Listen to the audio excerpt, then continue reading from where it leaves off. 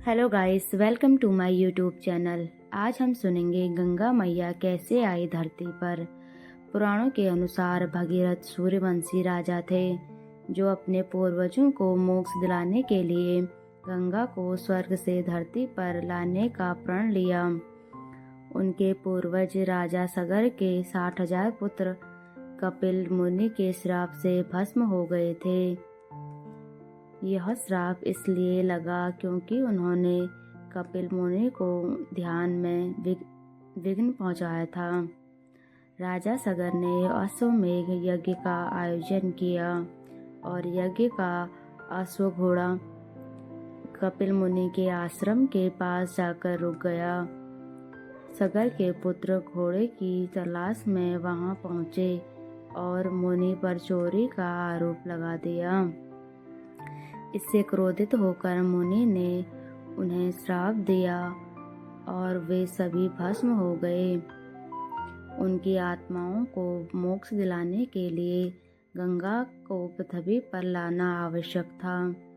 भागीरथ ने इस कार्य को करने की ठानी और घोर तपस्या शुरू की।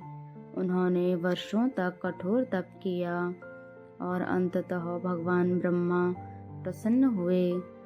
ब्रह्मा ने गंगा को धरती पर आने का वरदान दिया, लेकिन यह भी कहा कि गंगा के प्रचंड प्रवाह को संभालने के लिए भगवान शिव की सहायता आवश्यक होगी।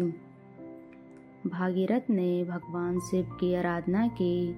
शिव प्रसन्न हुए और गंगा को अपनी जटाओं में धारण किया ताकि उनका प्रवाह नियंत्रित हो सके। इसके बाद गंगा ने पृथ्वी पर अवतरण किया। भागीरथ ने उनका मार्गदर्शन किया और उन्हें अपने पूर्वजों के पास ले गए। गंगा के पवित्र जल के स्पर्श से सगर के पुत्रों को मोक्ष प्राप्त हुआ। इस प्रकार राजा भागीरथ के तप और प्रयासों के कारण गंगा का अवतरण हुआ। तभी से गंगा को भागीरथी भी कहा जाता है। यह कहानी तप, धैर्य और दृढ़ संकल्प का प्रतीक है। ऐसे ही कहानी सुनने के लिए मेरे चैनल को लाइक एंड सब्सक्राइब करें।